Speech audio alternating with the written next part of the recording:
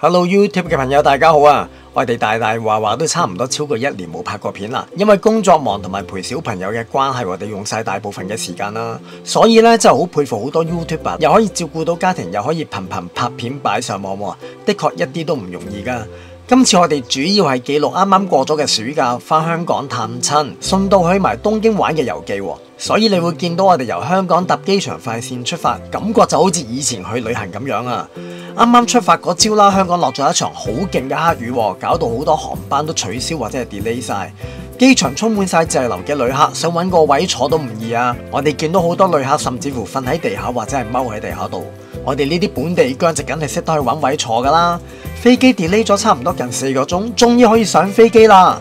講到上飛機，梗係要睇下呢個招牌式嘅大奔走啦。由於出發 delay 咗，我哋去到東京羽田機場差唔多係凌晨1點鐘，排隊搭的士去到酒店都差唔多搞到2點幾啦。第一日我哋先由羽田機場附近嘅酒店搬屋去到錦絲町站附近嘅酒店 set 到單座之後，就去錦絲町站附近嘅聚苑餐廳食第一餐。第一日嘅行程比較悠閒，只係去晴空塔附近行下就算啦。晚餐我哋就去咗晴空塔下低嘅元祖親子檔食軍雞。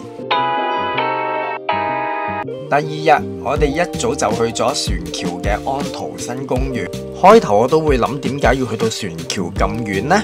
去到之後就發現，如果有小朋友就真係好值得去嘅，因為嗰度有一個好巨型嘅上滑梯。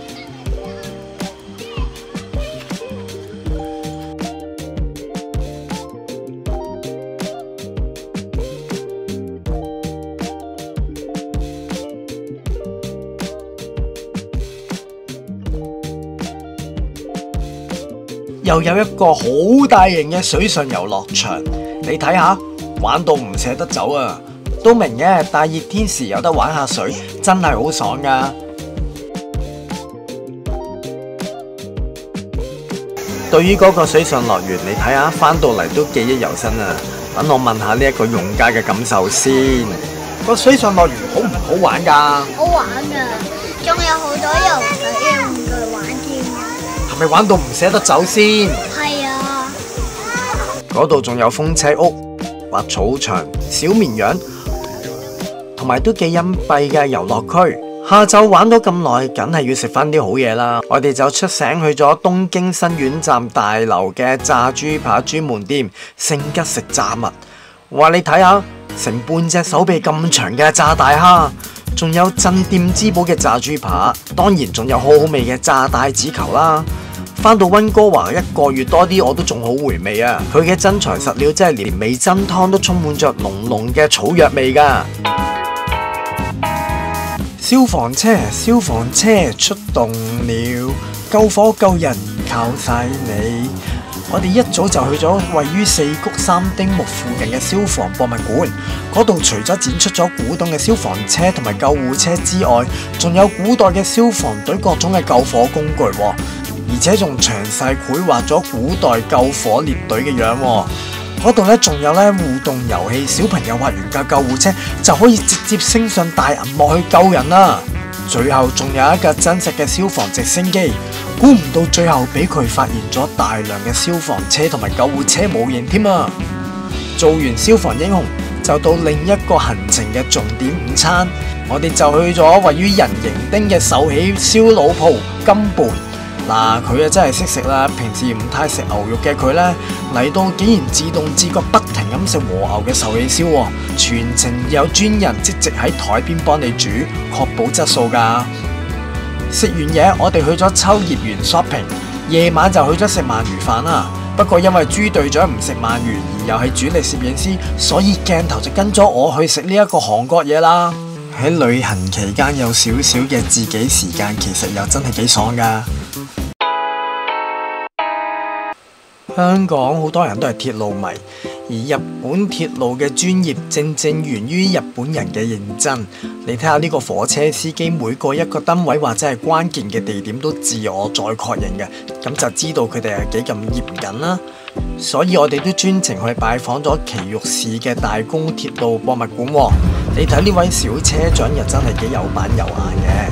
我講心邊要指下㗎，哇！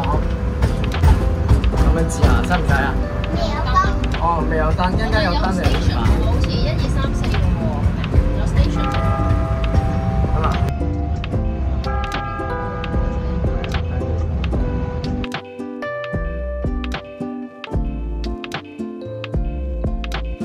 嗰度仲展出咗唔同年代、唔同型號嘅火車，仲有火車便當，成架火車咁，真係幾吸引㗎。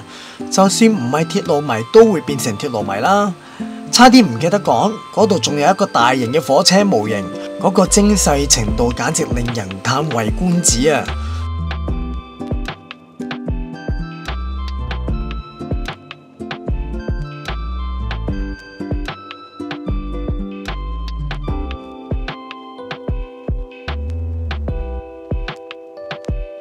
到咗下晝，我哋就去咗池袋探貓頭鷹，去咗 Owl Cafe。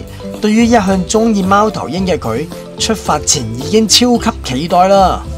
貓頭鷹 Cafe 裏邊每一隻貓頭鷹都有名有姓嘅噃，仲有標明邊一隻可以摸，邊一隻可以放上手影相，邊一隻可以餵食。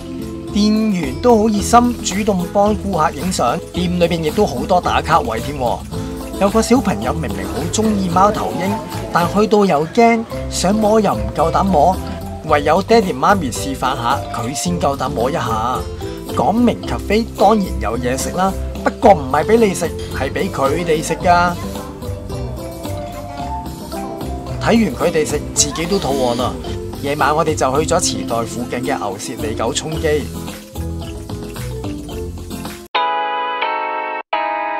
第5日。我哋今日繼續動物之旅。我哋今日去咗上野動物園，有冇諗過咁熱嘅天氣都仲可以見到北極熊呢？睇見佢都辛苦啊！仲有隻古靈精怪嘅大嘴鳥，真係幾搞笑㗎噃。小朋友話突然見到 flamingo， 即刻令我諗起九龍公園啊！講個秘密你聽啦，達古 B 除咗中意貓頭鷹，佢仲好中意企鵝添啊！睇咗咁耐動物都有啲攰，我哋一於食個 lunch 先。今日去咗上野店嘅蟹道樂食蟹，食完 lunch， 我哋仲順道去埋科學館，一入去就回想到我熟悉嘅範疇啦。去到夜晚，我哋就去咗酒店附近嘅鳥貴族食串燒喎。我相信今日應該係整個行程裏面最過癮嘅一日啦，因為我哋今日去咗 Kidsania。雖然好多家長對 Kidsania 都唔陌生，但係可能都有聽眾未聽過。等我簡單講解一下啦。Kidsania 其實係一個模擬城市嘅室內主題樂園，專俾小朋友體驗唔同嘅職業。小朋友可以扮演消防員、醫生、警察、廚師等等，仲可以賺取佢哋專屬嘅 Kissos 貨幣。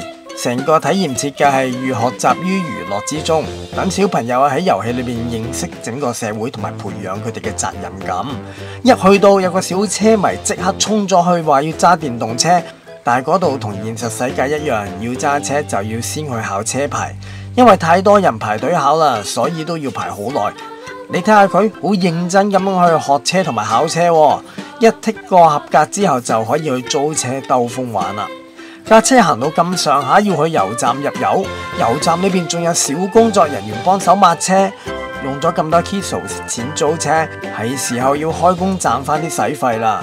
但係 Gubi 一嚟就話要做鐵路維修員，導師好有心咁教佢用唔同嘅工具維修，之後就去咗消防局受訓成為消防員。哎呀，突然之間火警鐘響起，成隊人要上車出發救火啦！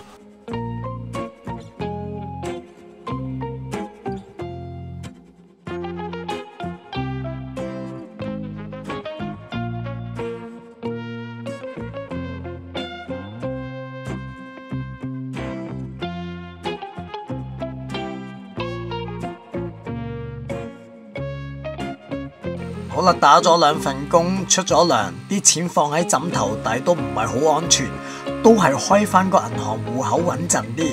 即刻去咗三井住友銀行開戶口，呢度仲有優惠，新客戶送銀包同埋提款卡啊！開完戶口再開工，今日去咗日本品牌獅王學做牙醫。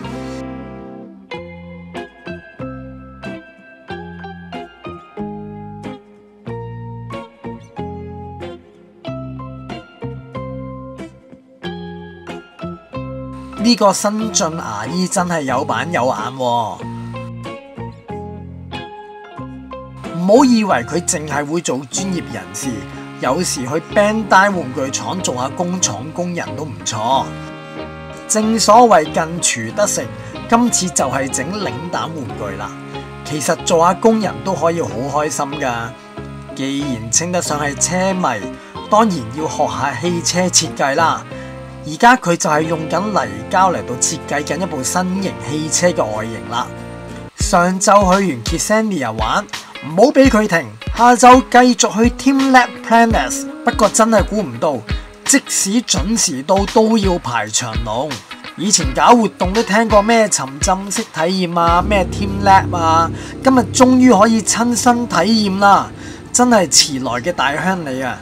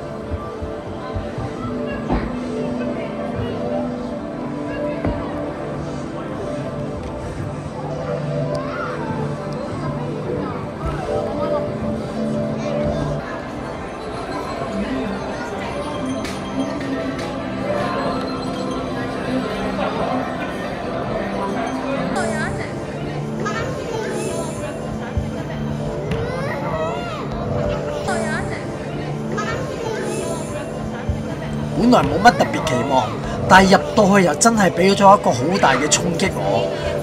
無論喺視覺、聽覺、嗅覺同埋觸覺都完全浸入喺藝術裏邊啊！仲有最緊要係冷氣夠凍啊！晚餐我哋就安排咗去月島食文字燒啦。第7日返加拿大之前最後一日，我哋去咗台場海濱公園站裏邊嘅東京樂高樂園探索中心。可能係之前一日去完 Kidsania 同埋 teamLab， 要求水平提高咗，就好似食完濃味嘅嘢再食翻啲淡嘢咁樣，覺得樂高樂園有啲比唔上。不過其實有小型機動遊戲同埋 4D 影院，如果要求唔高嘅話，其實都唔錯嘅。有個小朋友好中意自己設計 LEGO 車去比賽，仲要玩到唔捨得走添啊！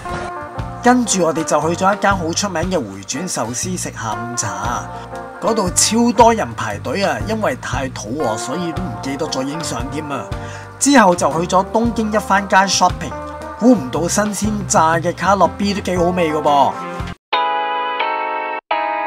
第8日回程啦，一早起身攞齊行李，搭火車返成田機場，再轉飛機返溫哥華啦。